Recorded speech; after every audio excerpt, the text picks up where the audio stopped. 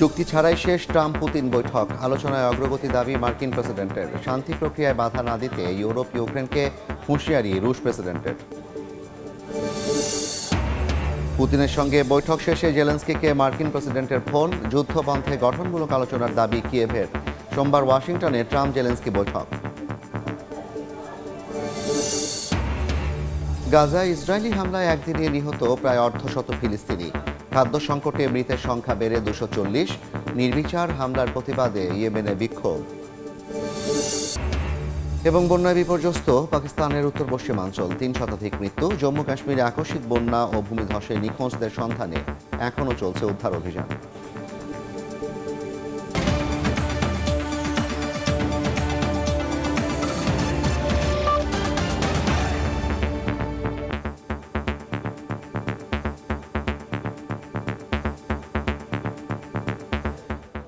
আন্তর্জাতিক সময়ের সঙ্গে আছি আমি জাফর সাদিক।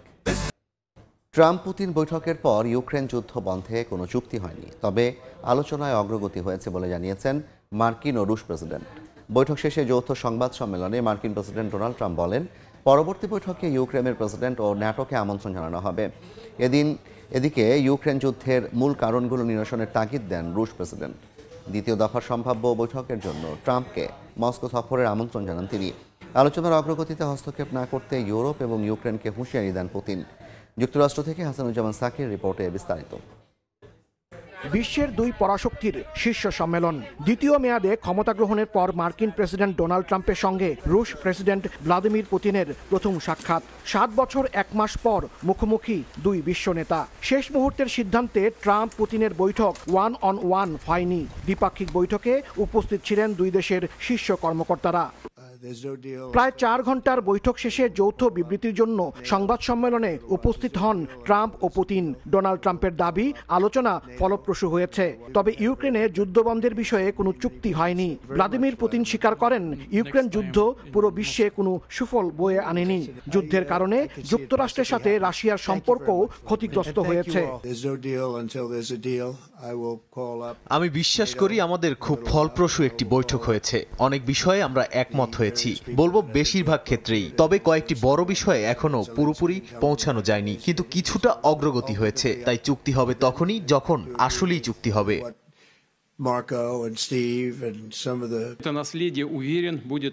প্রেসিডেন্ট ট্রাম্পের সঙ্গে খুব ভালো কথা হয়েছে। আমরা আগেও বারবার এবং খোলাখুলিভাবে টেলিফোনে কথা বলেছি। মার্কিন বিশেষ দূত স্টিভ উইটকফও রাশিয়ায় বেশ কয়েকবার সফর করেছেন, আর আমাদের সহকারী ও পররাষ্ট্রনীতি বিভাগের প্রধানরা নিয়মিত যোগাযোগ রাখছেন।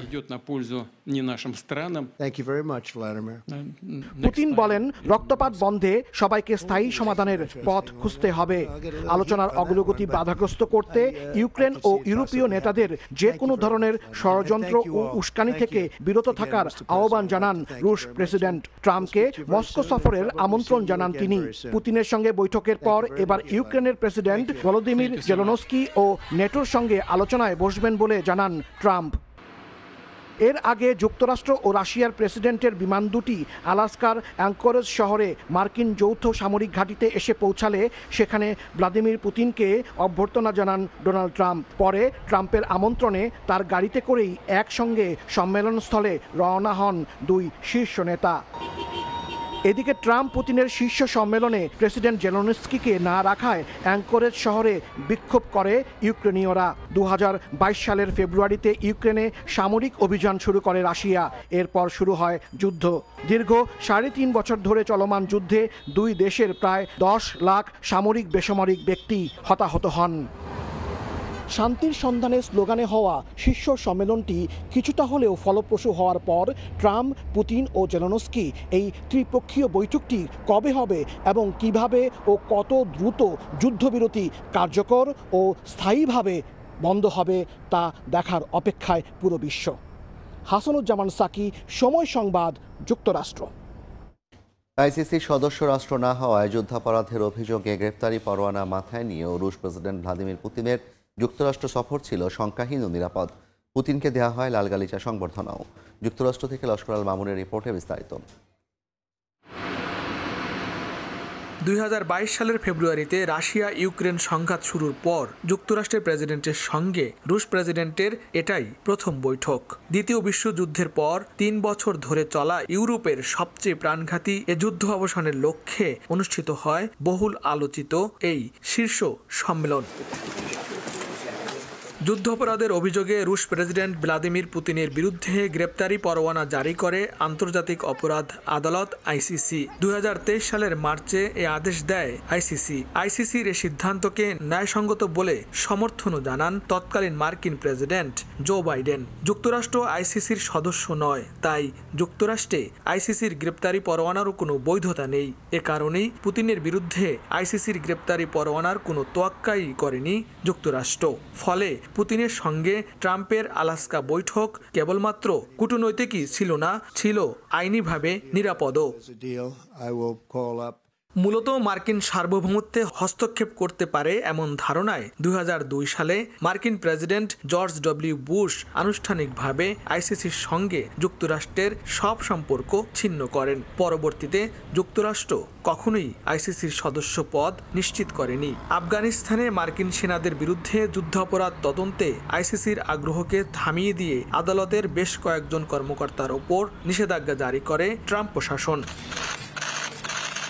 এর আগে 2023 সালের আগস্টে আইসিসি সদস্য দেশ মঙ্গোলিয়া সফরেও পুতিনের ওপর গ্রেপ্তারি পরোয়ানা বাস্তবায়নে নেওয়া হয়নি কোনো পদক্ষেপ। ফলে এটা স্পষ্ট, আন্তর্জাতিক আইন মানা বা না মানা কেবল নির্ভর করে রাষ্ট্রের ইচ্ছা ও গুরুত্বের উপর।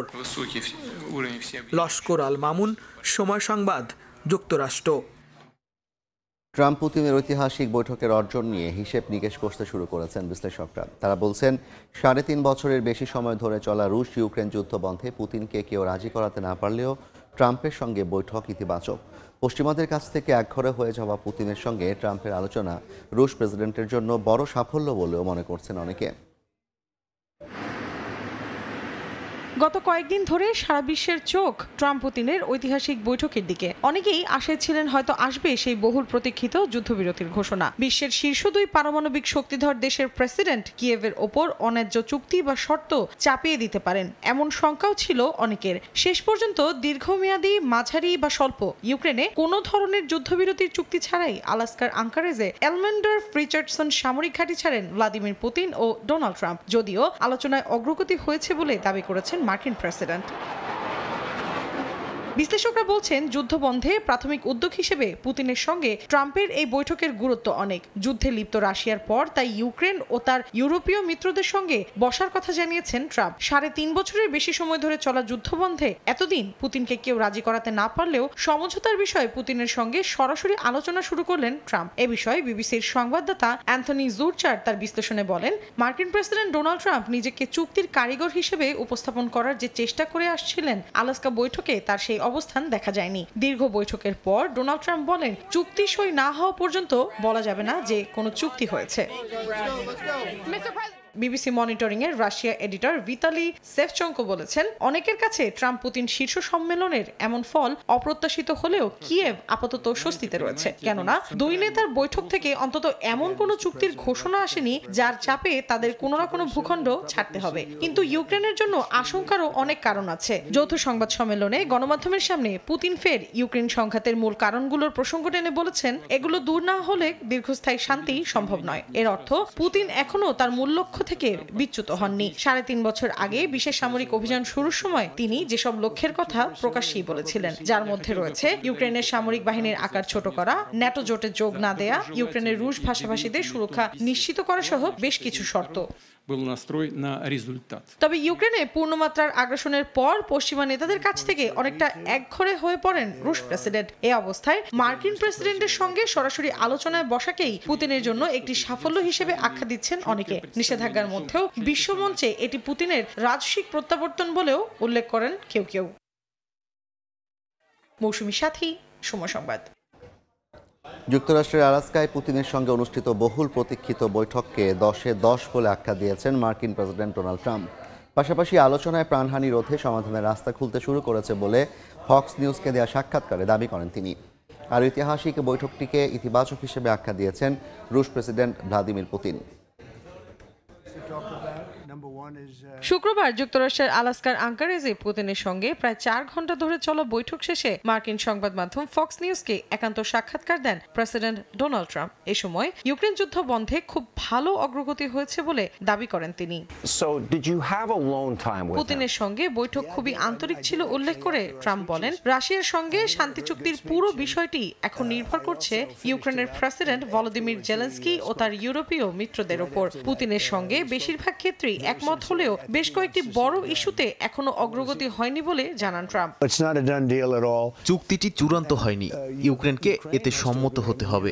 এটি একটি ভয়াবহ যুদ্ধ, তিনি অনেক কিছু হারাচ্ছেন আর উভয় পক্ষ এতে ক্ষতিগ্রস্ত হচ্ছে। আশা করি এটি সম্পন্ন হবে, আর সেটা হলে তাদের জন্য হবে এক বিশাল অর্জন। আলোচনায় হাজার হাজার যুদ্ধবন্দীর তালিকা উপস্থাপন করা হয়েছে, যারা ভবিষ্যৎ সমঝোতার অংশ হিসেবে মুক্তি পেতে পারেন বলেও জানান মার্কিন প্রেসিডেন্ট। মৌসুমী সাথী, সময় সংবাদ। এদিকে রুশ প্রেসিডেন্ট ভ্লাদিমির পুতিনের সঙ্গে বৈঠকের পর ইউক্রেনের প্রেসিডেন্ট ভলোদিমির জেলেনস্কির সঙ্গে টেলিফোনে কথা বলেছেন মার্কিন প্রেসিডেন্ট ডোনাল্ড ট্রাম্প। দীর্ঘ টেলিফোন আলাপে ইউক্রেন যুদ্ধ বন্ধে দুই নেতার মধ্যে গঠনমূলক আলোচনা হয়েছে বলে দাবি করেছে কিয়েভ। সোমবার ওয়াশিংটনে ডোনাল্ড ট্রাম্পের সঙ্গে বৈঠক করবেন জেলেনস্কি। বিষয়টি নিশ্চিতের পর ইউক্রেনের প্রেসিডেন্ট জানান, ট্রাম্পের সঙ্গে ফোন আলাপে জেলেনস্কিকে পুতিনের সঙ্গে বৈঠকের বিষয়ে বিস্তারিত জানান মার্কিন প্রেসিডেন্ট। ট্রাম্পের পাশাপাশি ইউরোপীয় নেতাদের সঙ্গেও যোগাযোগ করেছেন জেলেনস্কি। যুদ্ধ বন্ধ করে শান্তি প্রতিষ্ঠায় ইউক্রেন সর্বোচ্চ প্রচেষ্টা অব্যাহত রাখবে বলেও প্রতিশ্রুতি দিয়েছেন তিনি আরও বলেন, সোমবারের বৈঠকে যুদ্ধবন্ধ ও সহিংসতা নিরসনের বিস্তারিত আলোচনা হবে। আলাস্কার বৈঠকে অংশ নিতে না পারলে ও ইউক্রেনের অবস্থানকে গুরুত্ব দেয় তিনি ওয়াশিংটনে হতে যাওয়া বৈঠককে তাৎপর্যপূর্ণ বলে অভিহিত করেছেন।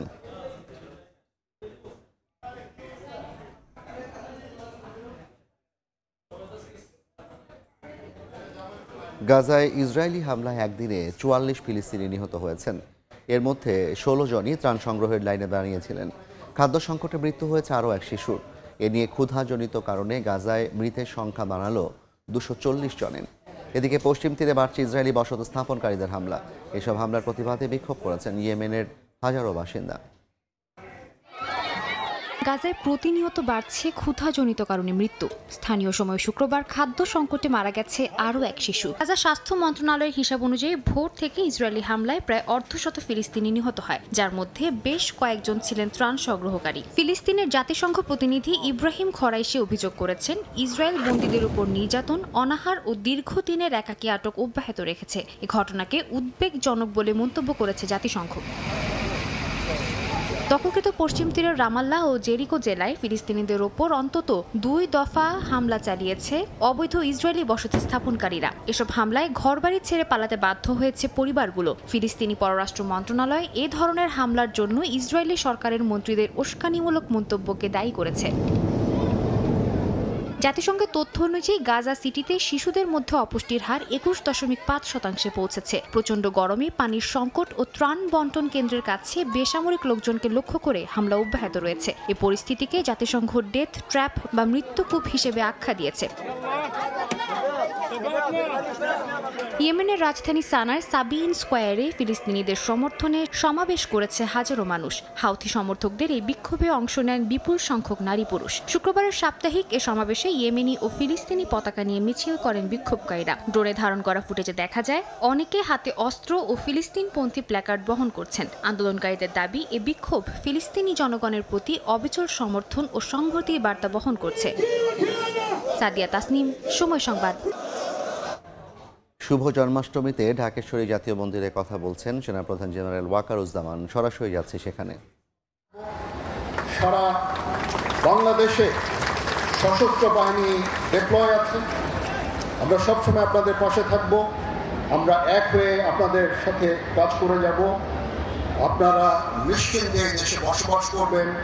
আপনাদের যত ধর্মীয় পরব আপনারা উদযাপন করবেন, আনন্দ উদযাপন করবেন। আমরা একসাথে এই আনন্দ ভাগাভাগি করে নিব। আজকে এই জন্মাষ্টমীতে ভগবান শ্রীকৃষ্ণের যে আদর্শ, সেই আদর্শ এই স্থান থেকে সব জায়গায় ছড়িয়ে পড়ুক এবং এই আদর্শের ভিত্তিতে আমরা সুন্দরভাবে এই দেশে এবং একসাথে আমরা বাস করব। অনেকক্ষণ ধরে আমরা কথা বলছি, একই কথা বারবার আমি বলতে চাচ্ছি না। আমি জানি আপনারা অধীর আগ্রহে অপেক্ষা করছেন, একটা সুন্দর মিছিল হবে। আমি এই মিছিলে আপনাদের সবাইকে অংশগ্রহণ করার জন্য অনুপ্রাণিত করছি। আপনারা সবাই আনন্দ উৎসব করবেন এই ঢাকা শহরে। এটা একটা ঐতিহাসিক একটা অনুষ্ঠান ছিল। 19 শতকে এবং 20 শতকে এটা সবসময় হতো, তারপর একসময় বন্ধ হয়ে গিয়েছিল, আবার শুরু হয়েছে। আমি আশা করি এবং ইনশাল্লাহ এই উৎসব সবসময় জারি থাকবে, এই মিছিল সবসময় জারি থাকবে। আমাদের পক্ষ থেকে যত ধরনের সাহায্য সহযোগিতা আপনারা চান, ইনশাল্লাহ আমরা সেই সমস্ত সাহায্য সহযোগিতা আমরা আপনাদেরকে দিব। এখানে প্রিন্ট এবং ইলেকট্রনিক মিডিয়ার ভাই বোনেরা আছেন, তো ওনারা অনেক কষ্ট করে আমাদের এই সমস্ত সম্পূর্ণ প্রোগ্রামটা কভার করছেন। ওনাদের প্রতিও কৃতজ্ঞতা। ওনাদের মাধ্যমে সারা বাংলাদেশে এই অনুষ্ঠানটা সুন্দরভাবে ছড়িয়ে পড়ছে। সরাসরি যুক্ত ছিলাম রাজধানী ঢাকেশ্বরী মন্দির থেকে। লেবাননে হিজবুল্লাহর ঘাঁটি লক্ষ্য করে আবারও বিমান হামলা চালিয়েছে ইসরায়েল। শুক্রবার দেশটির দক্ষিণাঞ্চলে একটি টানেলে এই হামলা চালানো হয়।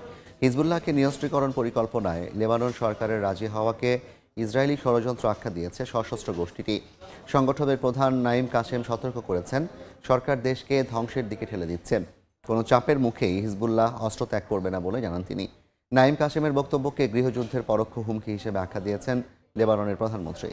ইসরায়েলি প্রতিরক্ষা মন্ত্রী কাজ বলেন, হিজবুল্লাহর যে কোনো পদক্ষেপের জবাব দেওয়া হবে এবং এর দায় বহন করতে হবে লেবানন সরকারকেই। ইসরায়েলি হামলার মধ্যেই টেলিভিশনে ভাষণ দেন হিজবুল্লাহ প্রধান নাইম কাসেম। হিজবুল্লাহ নিরস্ত্রীকরণ পরিকল্পনাকে যুক্তরাষ্ট্র ও ইসরায়েলের প্রকল্প আখ্যা দেন তিনি। হুঁশিয়ারি উচ্চারণ করে বলেন, হিজবুল্লাহ কোনো চাপের মুখে অস্ত্র ত্যাগ করবে না এবং প্রয়োজনে যে কোনো মূল্যে লড়াই চালাবে। লেবানন সরকারের বিরুদ্ধে কাসেম অভিযোগ তোলেন, তারা দেশকে আগ্রাসী ও বিদেশি শাসকের হাতে তুলে দিতে চাইছে। নাইম কাসেমের বক্তব্যকে গৃহযুদ্ধের পরোক্ষ হুমকি হিসেবে আখ্যা দিয়েছেন লেবাননের প্রধানমন্ত্রী নওয়াফ সালাম। তিনি বলেন, লেবাননে আর কোনো অবস্থাতেই গৃহযুদ্ধ মেনে নেওয়া হবে না। 15 বছরের গৃহযুদ্ধের স্মৃতি টেনে তিনি বলেন, সেই সংঘাতে প্রায় 2 লাখ মানুষ নিহত এবং 17,000 নিখোঁজ হয়েছিলেন। ফারহাদ চৌধুরী, সময় সংবাদ। ভয়াবহ বন্যা বিপর্যস্ত পাকিস্তানের উত্তর পশ্চিমাঞ্চল। খাইবার পাখতুনখোয়া প্রদেশে টানা বৃষ্টিতে বন্যা ও বজ্রপাতে প্রাণ হারিয়েছেন 320 জন। ক্ষতিগ্রস্ত হয়েছে ঘরবাড়ি সহ বিভিন্ন স্থাপনা। অন্যদিকে ভারতের কাশ্মীরে বন্যা ও পাহাড়ি ঢলে প্রাণহানির সংখ্যা বেড়ে 60 জনে দাঁড়িয়েছে। পাহাড়ি এলাকায় টানা বৃষ্টিপাত ও আকস্মিক বন্যায় ধ্বংসস্তূপে পরিণত হয়েছে বহু গ্রাম। দুই দেশেই চলছে জরুরি ত্রাণ ও উদ্ধার অভিযান। পাকিস্তানের উত্তর পশ্চিমাঞ্চলীয় খাইবার পাখতুনখোয়া প্রদেশে টানা বৃষ্টিপাত, আকস্মিক বন্যা ও বজ্রপাতে একদিনে প্রাণ হারিয়েছেন শতাধিক মানুষ। ভেসে গেছে ঘরবাড়ি, সড়ক এবং স্কুল। এছাড়া ত্রাণ বিতরণকালে খারাপ আবহাওয়ায় একটি হেলিকপ্টার বিধ্বস্ত হয়ে পাইলট সহ প্রাণ হারিয়েছেন বেশ কয়েকজন। এ নিয়ে ইসলামাবাদে জরুরি বৈঠক ডেকেছেন প্রধানমন্ত্রী শাহবাজ শরীফ। পরিস্থিতি নিয়ে তাকে যাবতীয় তথ্য জানায় জাতীয় দুর্যোগ ব্যবস্থাপনা কর্তৃপক্ষ। সরকারি হিসেব বলছে, চলতি বর্ষায় স্বাভাবিকের তুলনায় বেশি বৃষ্টিপাতে দেশ জুড়ে শত শত মানুষের প্রাণহানি ও অবকাঠামোর ব্যাপক ক্ষতি হয়েছে। এদিকে ভারত অধিকৃত কাশ্মীরের কিশতোয়ার শহরে আকস্মিক বন্যায় নিহত হওয়া 1/2 শতাধিক মরদেহ উদ্ধার করা হয়। এখনও নিখোঁজ বেশ কয়েকজন। 400টি গ্রামের ওপর দিয়ে বয়ে গেছে কাদা ও পানির প্রবল স্রোত, যা ভাসিয়ে নিয়ে যায় পাহাড়ের বেশ কয়েকজন তীর্থযাত্রীকে। উদ্ধারকর্মীরা নড়বড়ে বাঁশের সেতু দিয়ে আহতদের সরিয়ে নিচ্ছেন। আর ধ্বংসস্তূপে কুকুরের সহায়তায় চলছে নিখোঁজ মরদেহ অনুসন্ধানের কাজ। জলবায়ু পরিবর্তনের কারণে এসব দুর্ঘটনা বাড়ছে বলে আশঙ্কা বিজ্ঞানীদের। ইয়াসমিন অনন্যা, সময় সংবাদ। স্পেন, পর্তুগাল ও সিরিয়ায় ছড়িয়ে পড়েছে ভয়াবহ দাবানল। স্পেনে নিহত হয়েছেন 7 জন। পর্তুগালে বাড়িঘর রক্ষায় স্থানীয়রা আপ্রাণ চেষ্টা চালাচ্ছেন। সিরিয়াতেও আগুনে পুড়ে ছাই হয়ে গেছে কয়েকটি গ্রাম, বিস্তীর্ণ ফসলি জমি। তীব্র দাবদাহ ও প্রবল বাতাসে পরিস্থিতি আরও জটিল হয়ে উঠেছে বলে জানান দমকল কর্মীরা।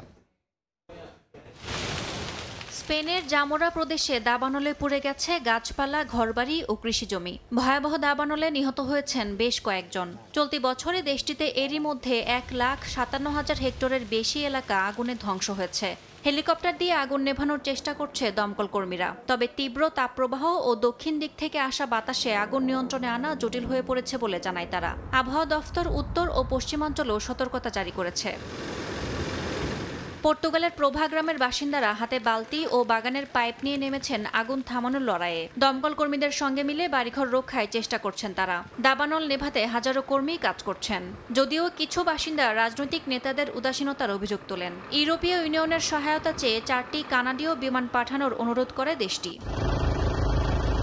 সিরিয়ার লাতাকিয়া ও হামা প্রদেশে দাবানলে পুড়ে যাচ্ছে বন, গ্রাম ও ফসলি জমি। হামার সিভিল ডিফেন্স প্রধান জানান, প্রবল বাতাসের কারণে আগুন নিয়ন্ত্রণে আনতে প্রথমে মানুষজনকে সরিয়ে নেওয়া হয়। এরপর আগুনের আবারও জ্বলে ওঠা ঠেকাতে কুলিং অপারেশন চালানো হয়। স্থানীয়দের অভিযোগ, কিছু এলাকায় ইচ্ছাকৃতভাবে আগুন লাগানো হয়েছে। যদিও সরকারি সংবাদ সংস্থা বলছে, তাপদাহ, শুষ্কতা ও দুর্গম ভূপ্রকৃতির কারণে আগুন দ্রুত ছড়িয়ে পড়েছে।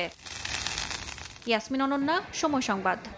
আলজেরিয়ায় নিয়ন্ত্রণ হারিয়ে যাত্রীবাহী বাস নদীতে পড়ে 18 জন নিহত হয়েছেন, আহত অন্তত 23 জন। স্থানীয় সময় শুক্রবার রাজধানী আলজিয়ার্সের ওহেদ আল হাররাজ নদীতে পড়ে যায় বাসটি। খবর পেয়ে দ্রুত ঘটনাস্থলে পৌঁছে অভিযান শুরু করে পুলিশ। আহতদের উদ্ধার করে নেওয়া হয় বিভিন্ন হাসপাতালে। নিহতদের পরিচয় শনাক্তে চেষ্টা চালিয়ে যাচ্ছে স্থানীয় প্রশাসন। দুর্ঘটনায় গভীর শোক প্রকাশ করেছেন দেশটির প্রেসিডেন্ট। আহতদের দ্রুত প্রয়োজনীয় চিকিৎসা নিশ্চিত করতে সংশ্লিষ্ট কর্তৃপক্ষকে নির্দেশ দিয়েছেন তিনি। ডেনমার্কের দক্ষিণাঞ্চলে একটি ট্রেনের সঙ্গে স্লারি ট্যাঙ্কারের সংঘর্ষে কমপক্ষে একজন নিহত এবং কয়েকজন আহত হয়েছেন। দুর্ঘটনার পর ট্রেনটির দুটি বগি রেলপথ থেকে উল্টে গেছে। স্থানীয় কর্মকর্তারা জানিয়েছেন, সংঘর্ষটি টিঙ্গলেভ ও ক্লিপলেভ শহরের মধ্যে একটি রেল ক্রসিংয়ে ঘটে। আহতদের মধ্যে দুজনকে হেলিকপ্টারে করে দ্রুত হাসপাতালে নেওয়া হয়। দুর্ঘটনার কারণে ডেনমার্কের জাতীয় রেল অপারেটর ডিএসবি টিঙ্গলেভ থেকে জার্মান সীমান্তের কাছে সান্ডারবার্গ পর্যন্ত রেল পরিষেবা বন্ধ হয়ে যায়। দুর্ঘটনার সময় ট্রেনে 95 যাত্রী ছিলেন, যার মধ্যে বেশ কয়েকজন ছিলেন শিক্ষার্থী। কেবিন ক্রুদের ধর্মঘটের জেরে সকল ফ্লাইট স্থগিত করেছে কানাডার বৃহত্তম পরিবহন সংস্থা এয়ার কানাডা। শুক্রবার স্থানীয় সময় মধ্যরাত থেকে শুরু হয় এই ধর্মঘট। বিমান কর্মীদের সংগঠনের মুখপাত্র জানান, বেতন ভাতা বৃদ্ধি ও অবৈতনিক কাজের পারিশ্রমিকের দাবিতে অন্তত 10,000 কেবিন ক্রু কর্মবিরতির ঘোষণা দেন। বিমান কর্মীরা 10 বছর ধরে যে চুক্তির অধীনে কাজ করছে তার মেয়াদ এ বছরই শেষ হবে। নতুন চুক্তি করতে দীর্ঘ 8 মাস ধরে আলোচনার পরও কোনো সমঝোতায় পৌঁছাতে পারেনি এয়ার কানাডা ও কর্মীদের সংগঠন। এতে ধর্মঘটের সিদ্ধান্ত নেন এয়ার কানাডার কর্মীরা। প্রতিদিন 700-র বেশি ফ্লাইট পরিচালনা করে থাকে এয়ার কানাডা। ফ্লাইট বন্ধ থাকায় বিপাকে পড়েছেন বিশ্বের লাখো যাত্রী। উভয় পক্ষকে সমঝোতার মাধ্যমে সংকট সমাধানের আহ্বান জানিয়েছে কানাডা সরকার।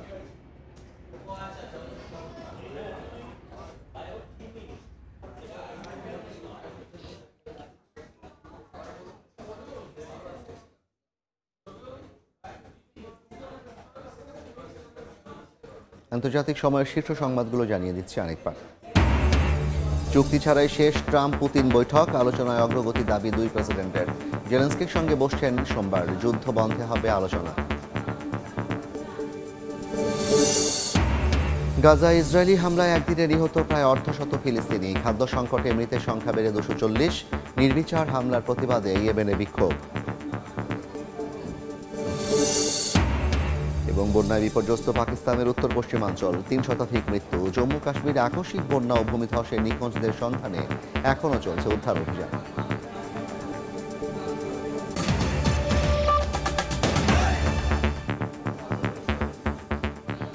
এই ছিল আন্তর্জাতিক সময়। সঙ্গে থাকুন সময়।